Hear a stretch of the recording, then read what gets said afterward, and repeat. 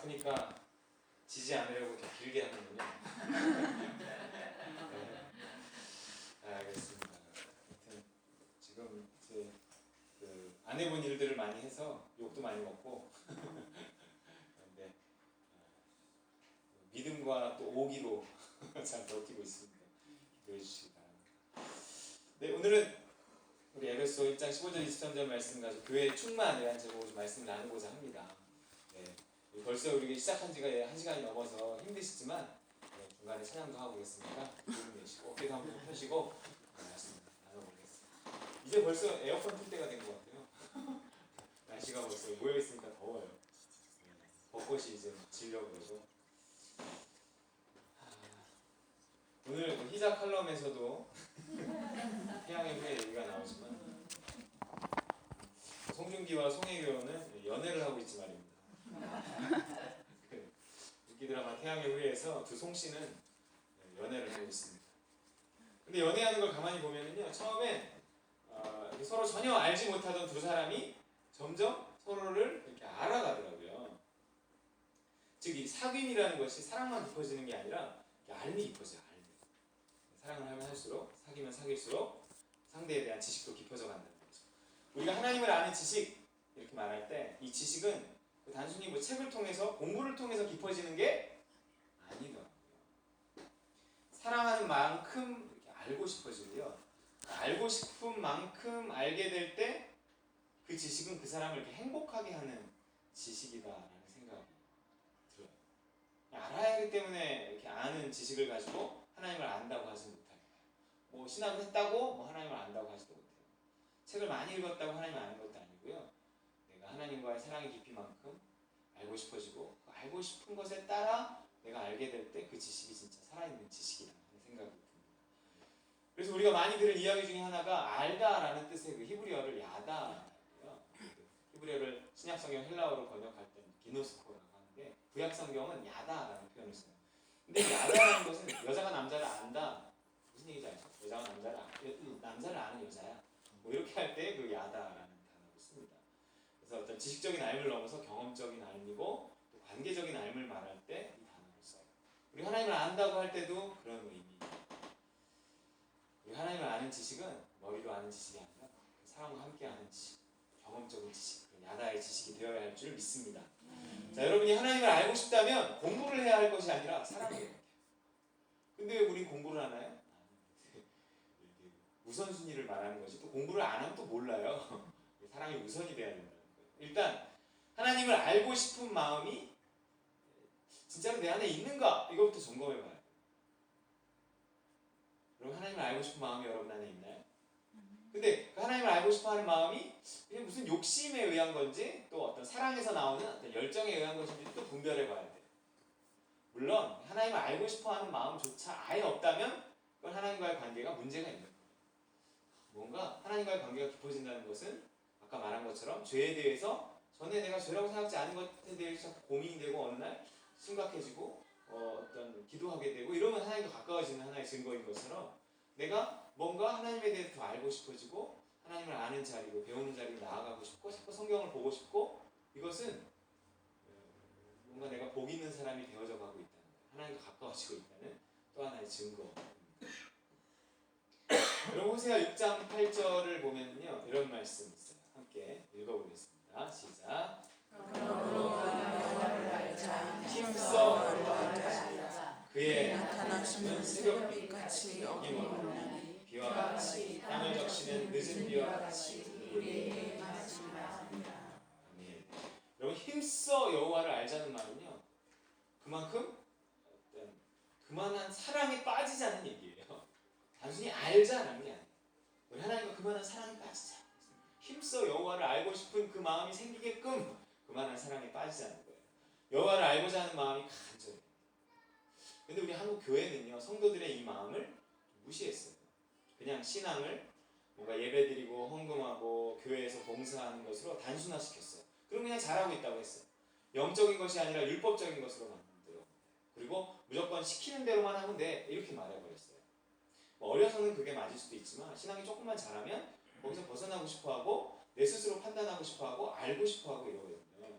근데 그거에 대한 욕구를 충족시켜주지 못했어요. 그냥 시키는 대로 하면 신앙이 좋은 사람이라고 그랬어요. 그렇지 않으면 교회는 문제가 취급했어요.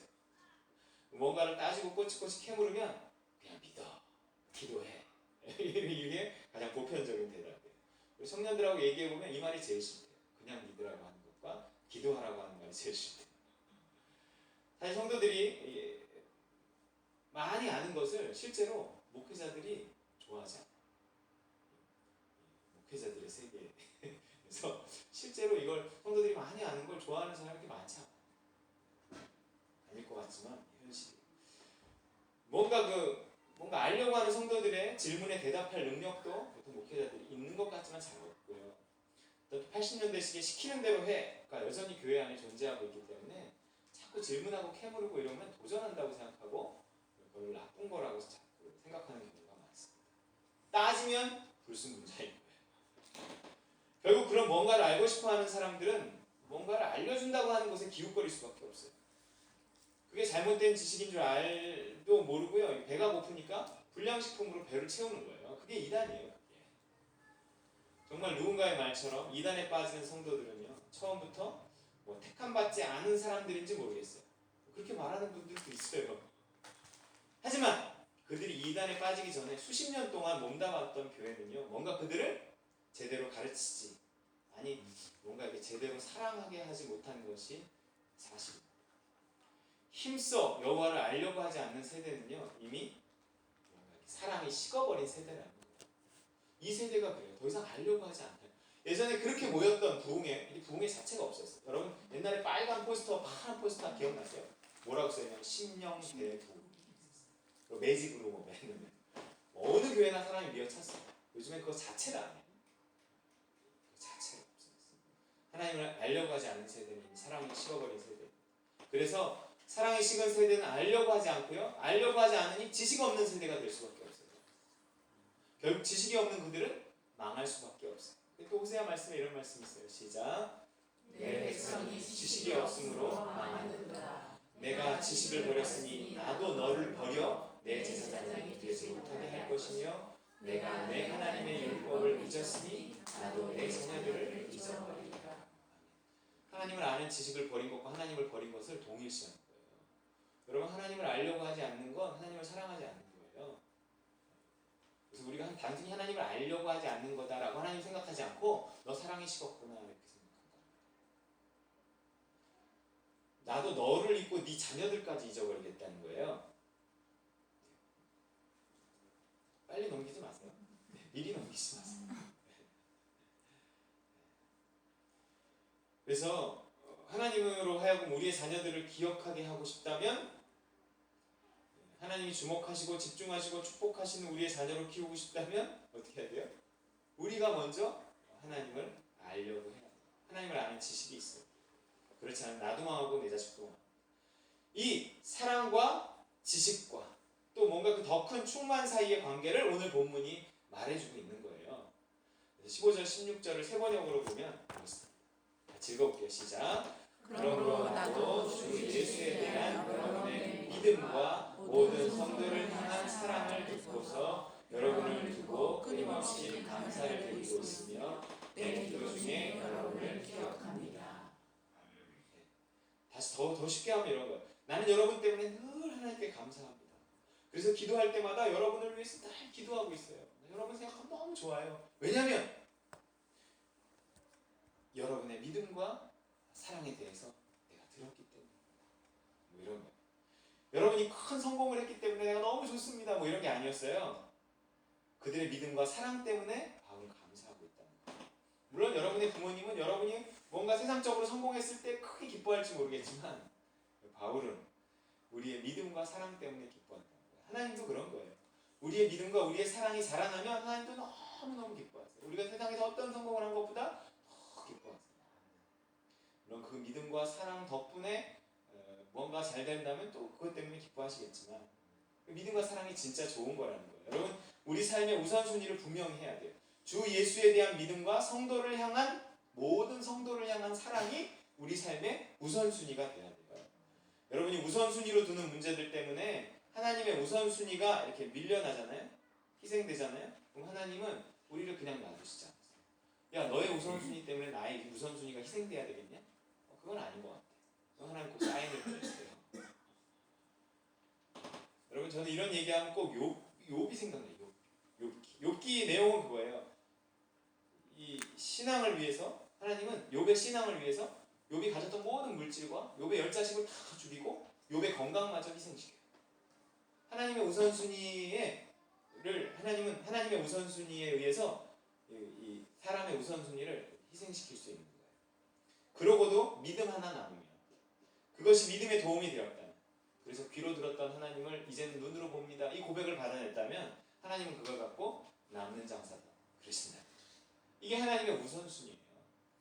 일의 겉모습만 보면 끊임없는 어려움 같지만 그것을 통해서 일하시는 하나님의 역사가 분명하다면 그건 뭐예요? 그건 축복, 저주가 아니에요. 저주는 뭔가 잘 됐는데 하나님에게서 뭐하는지 이게 저주예요. 물론 일도 잘 되고 그래서 하나님께 더 가까이 나아가고 이거면 아주 우리가 원하는 축복이긴 하지만 뭔가 그 일 후에 나의 믿음이 자랐다면 깨달음이 있었다면 그래서 하나님께 가까이 나아갔다면 그건 복 받고 있는 거예요. 다른 건 누리게 왔기 때문에 그런 복도 받는 거예요. 무서우시죠? 그 사건으로 말미암아 어떤 이렇게 없어진 돈과 사라진 명예와 권력, 인기 따위는 하나님의 안중에도 없어요. 얼마든지 언제든지 다시 줄 수 있는 거예요. 그래서 벌어들인 믿음과 사랑만이 그분의 유일한 관심입니다. 왜냐고요? 그 믿음과 사랑만이 영원한 것이기 때문에 그것만이 영원까지 가지고 갈 수 있는 것이기 때문에 그래요. 여러분 영원까지 가지고 간다는 말이 죽어서 천국 간다는 말이기도 하지만 이건 이제 우리가 이런 말 들으면 어떻게 생각해야 되냐면 영원까지 가지고 간다? 아 그게 하나님의 나라에서 쓰일 수 있는 것이라는 뜻이구나 이렇게 딱 생각이 들어야 돼요. 나를 하나님 나라에 속하게 하고 거기에 머물게 하는데 쓰일 수 있다는 거예요. 나의 오늘을 하나님의 나라로 만드는데 무엇이 나의 오늘 하나님 나라를 만들고 행복하게 하고 천국이 되게 하는가? 우리의 믿음과 우리의 사랑이라는 얘기예요. 돈이 나를 그곳에 넣어줄 수 없고요. 권력이 나를 그곳에 계속 머물게 할 수 없는데 믿음과 사랑은 달라요. 그건 천국에서 쓰일 수 있는 화폐인 거예요. 믿음과 사랑. 나를 하나님 나라에 들어가게. 또한 예수님을 향한 믿음은요. 성도들을 향한 사랑으로 이어진다는 거예요. 주 예수님을 향한 어떤 이 믿음. 그래서 예수님을 믿기 때문에 그분이 시키시는 대로 믿음을 따라 이렇게 순종하면 그 순종이 그 믿음의 순종이 무엇으로 이어지냐면 성도들을 향한 사랑으로 이어져요. 그러니까 내가 믿음대로 하잖아요. 그럼 하나님의 사랑을 받아요. 그럼 그 사랑이 내가 그 사랑 갖고 나 혼자 좋아하는 게 아니라 그 하나님이 부으시는 사랑을 가지고 성도들에 대한 사랑으로 이렇게 표현이 된다는 얘기를 하고 있는 거예요. 예수님 안에 있었는데 주 예수님이 뭐 시킨 대로 했는데 믿음 따라 살았는데 그것이 모든 성도를 향한 사랑으로 나타나지 않는다면 그건 잘못된 믿음인 거예요. 뭔가 몸이 그렇게 아픈데도 성도들이 생각나고 고등어를 갖다 주고 싶어서 나온다는 것은 뭔가 지금 믿음대로 살고 있다는 증거인 거예요. 네. 믿음으로 했는데 뭐 다른 성도들을 불편하게 하고 힘들게 하고 상처 입게 한다면 그건 믿음으로 한 게 아니에요. 주 예수가 주신 믿음대로 사는 사람은 그 안에서 하나님의 사랑이 자라나고요. 그 사랑은 곧바로 보이는 성도를 향한 사랑으로 나타나게 된다는 거죠. 그렇게 믿음으로 사는 사람, 그래서 사랑할 수 있는 사람에게 하나님은 자신을 나타내세요. 뭔가 믿음으로 살아서 하나님의 사랑으로 충만하고 그 사랑으로 성도를 사랑하는 그 사람한테 하나님은 뭘 주고 싶어 하시는데 뭘 주고 싶어 하시냐면 하나님을 알려주고 싶어 하세요. 무엇보다 하나님을 향한 지식, 하나님에 대한 지식을 알게 하고 싶어 하세요. 또 이렇게 말하니까 또 아파서 못 나온 두 사람이 걸리네. 아프고 못 나올 만큼 아픈 거였고요. 상심하지 마세요. 그래서 바울은 이어서 성도들에게 그렇게 믿음으로 살고 그래서 사랑하며 사는 여러분들에게 하나님을 아는 지식이 더해지기를 원합니다. 이렇게 이어지고 있는 게 17절부터의 또한 말씀이에요. 같이 한번 읽어보겠습니다. 이 빨간 글씨에 주목해서 한번 읽어볼게요. 아까 우리 권영대 선생님 2번 나온다고 알려주셨는데 여기 있어요. 시작. 우리 주 예수 그리스도의 하나님 영광의 아버지께서 지혜와 계시의 영을 너희에게 주사 하나님을 알게 하시고 너희 마음의 눈을 밝게 밝히사 그의 부르심의 소망이 무엇이며 성도 안에서 그 기업의 영광의 풍성함이 무엇이며 그의 힘의 위력으로 역사하심을 따라 믿는 우리에게 베푸신 능력의 지극히 크심이 어떠한 것을 너로 알게 하시기를 구하노라. 교회로 오래 다녔다고 하나님을 아는 것도 아니고요. 신학을 했다고 아는 것도 아니고 목사라고 아는 것도 아니고 책을 많이 읽었다고 아는 것도 아니고요. 하나님을 사랑할 때 그래서 믿음을 따라 살아서 하나님의 사랑을 받고 그 사랑으로 하나님을 사랑하고 이웃을 사랑하며 그렇게 사는 사람에게 하나님은 자신을 알게 하신다는 거예요. 알만하니까 그 사람. 사랑하는 사람은 알게 되고 알만한 사람인 거예요. 마태복음에 이런 말씀도 있어요. 읽어볼게요. 시작. 내 아버지께서 모든 것을 내게 주셨으니 아버지 외에는 아들을 아는 자가 없고 아들과 또 아들의 소원대로 계시를 받는 자 외에는 아버지를 아는 자가 없느니라. 아버지를 아는 게 누구냐면 아들이에요. 예수님이에요. 근데 예수님 말고 또 하나님을 알 수 있는 사람이 누구냐면 아들의 소원대로 계시를 받는 자가 아버지를 알 수 있어요. 하나님을 아는 지식은 공부한다고 아는 지식이 아니라 계시가 필요해요. 열어서 보여주셔야 아는 지식이에요.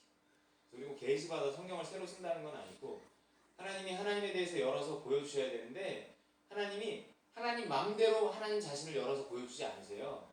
예수님이 보여주면 하나님을 보여주세요. 이래야 하나님이 자신을 알려주시는 거예요.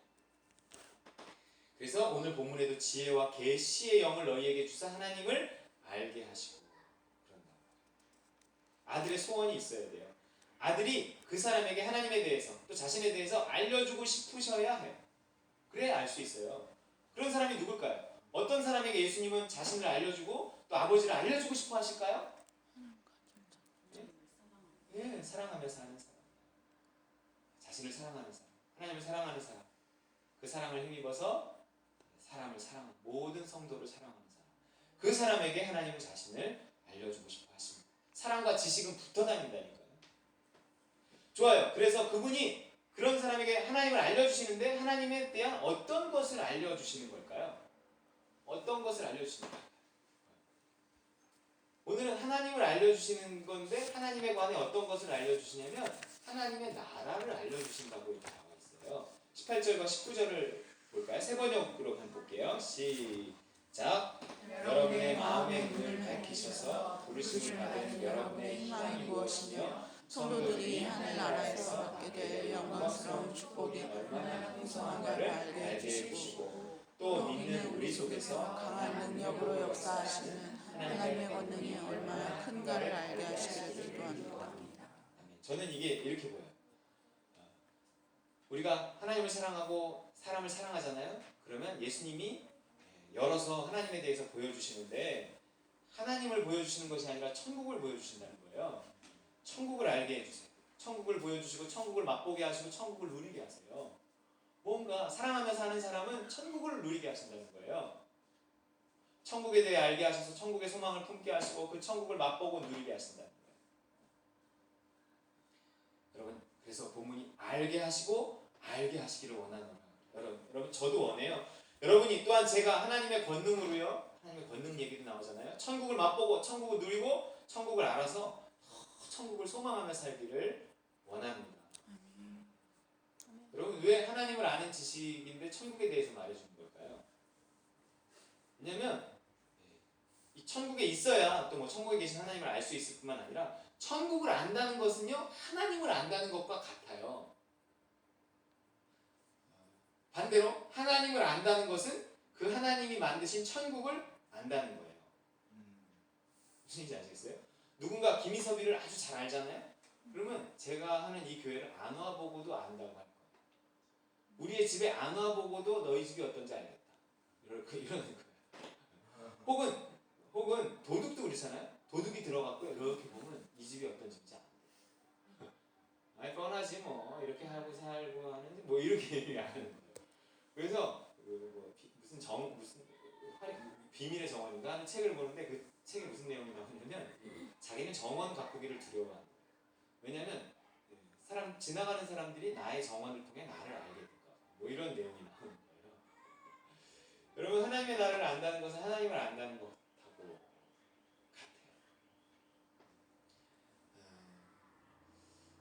사람은요, 제 책을 읽고요, 또 제가 하는 말들을 뭐 이렇게 듣고 또 나를 보고서 내가 하는 교회를 굉장히 궁금해하는 사람들이 있어요. 그래서 한번 가보고 싶다 이런 사람들이 되게 많아요. 기대 반, 호기심 반 그런 거죠.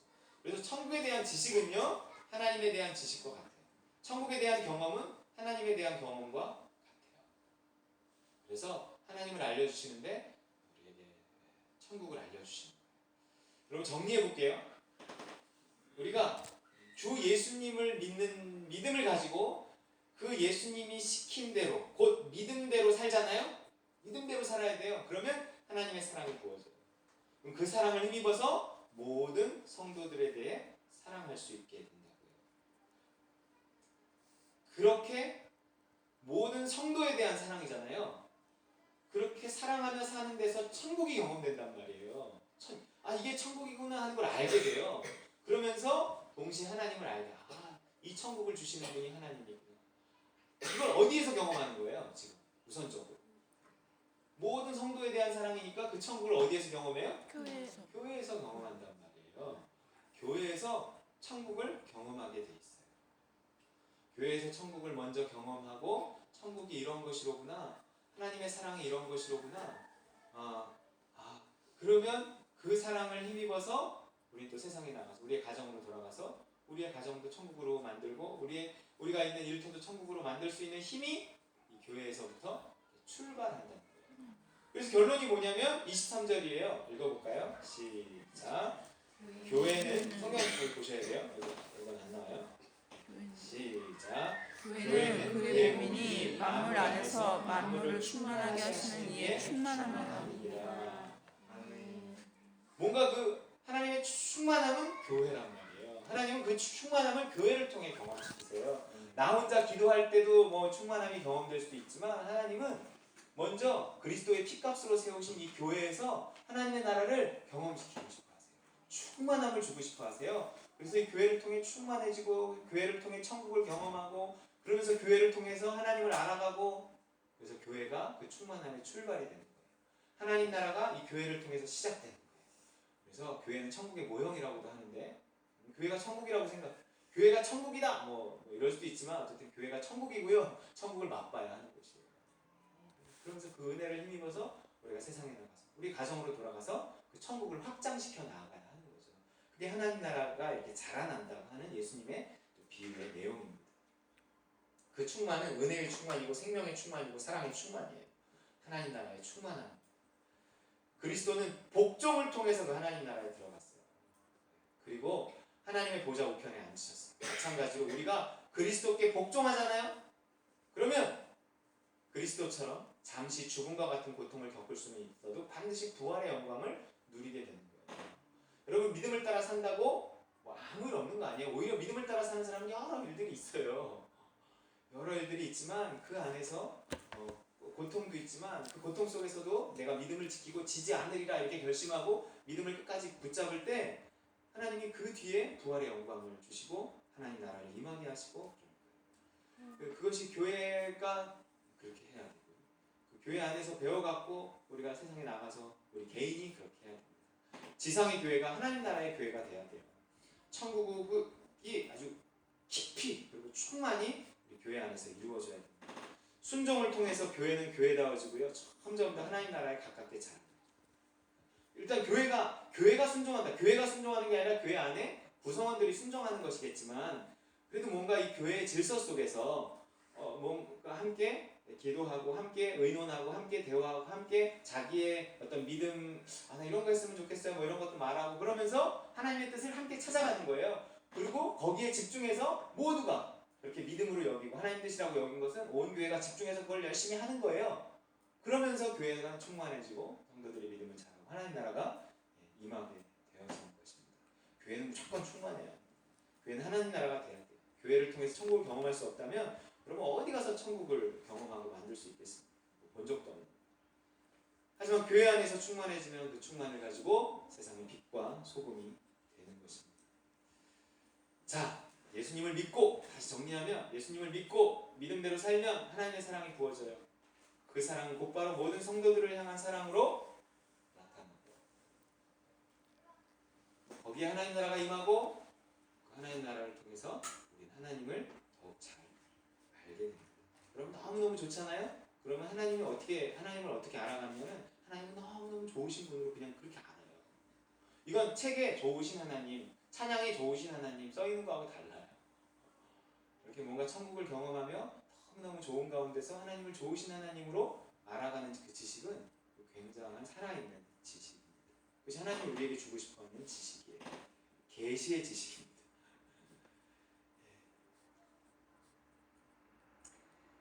온 성도가 기도하고 함께 대화하면서 한 주님께서 주시는 믿음을 찾아가는 거예요. 그분의 음성을 듣는 것입니다. 그것은 옳은 것이기 이전에 맞는 것이고요. 우리 어제 배운 것처럼 그 맞는 것에 도전하면서 충만한 하나님의 사랑을 늘 경험하는 거예요. 우리는 어제 또한 이런 천국을 경험했잖아요. 새로운 장소였고 새로운 방법이었고 새로운 사람들이었지만 은혜는 동일했어. 아니 더 컸어요. 여러분 눈도 즐거웠고 입도 즐거웠고 우리 영도 즐거웠어요. 우리 이수키 장로님이 오감 만족 캠프로 하자고 했었나요? 그랬었는데 이게 부분으로 하자고 했는데 정말이에요. 정말 눈도 즐거웠고 입도 즐거웠고 우리 영도 즐거웠어요. 물론 어떤 고난 중에 주시는 더 큰 행복이 있을지라도 우리의 지금은 여기란 말이에요. 그냥 감사히 받고 누리면 돼요. 이 누림이 없이 거기까지 아무도 잘하지 못해요. 고난이 주는 행복? 아니에요. 그거는 자라나는 과정 중에서 있는 거죠. 맨날 고난을 얘기하고 고난 속에 우리를 일부러 빠뜨린다고 고난이 주는 행복을 얻을 수 있는 것은 아니에요. 여러분 믿음으로 믿음에 이르는 것이고요. 사랑에서 더 큰 사랑에 이르는 것입니다. 누림에서 더 큰 누림에 이르는 거예요. 하나님의 나라는 자라나는 겁니다. 여러분에게 있어서 지금 그 행복이 자라고 있나요? 교회를 통한 하나님 나라의 경험이 이루어지고 있습니까? 교회의 충만이 여러분의 충만이 될 줄 믿으시기 바랍니다. 또한 이 경험을 통해서 점점 더 천국을 알아가고 하나님을 알아갈 거예요. 그러면서 우리를 더 큰 행복으로 하나님 지금 이끌어가고 계시는 주입니다. 물론 그 과정에서 하나님은 우리에게 더 큰 순종을 요구하실 거예요. 우리 믿음의 크기에 맞춰 자라남에 맞춰서 우리에게 더 큰 순종을 요구하실 거예요. 우리 현재 우리가 할 수 있는 순종은 이만큼이에요. 그래서 우리가 누릴 수 있는 것도 이만큼이에요. 근데 우리의 믿음이 자라면 우리 교회에 더 큰 순종을 요구하실 거예요. 그 순종에는 뭔가 우리의 헌신과 결단과 희생이 있어야 될지 모르겠어요. 하지만 그것이 결국 가져오는 하나님의 나라가 무엇이고 하나님 주시는 축복이 뭔지 알기 때문에 하나님은 할 수 있는 것만 우리에게 시키십니다. 그때는 붙잡아야 돼요. 어차피 신앙은요, 인생은요 그 자체가 여러분 모험이에요. 믿음으로 산다는 것은 믿음은 항상 좀 모험적인 요소가 늘 있어요.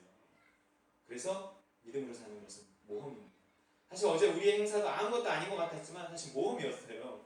그러면 어제 이루어졌던 일들이 차근차근 모험들이 모여서 된 거예요.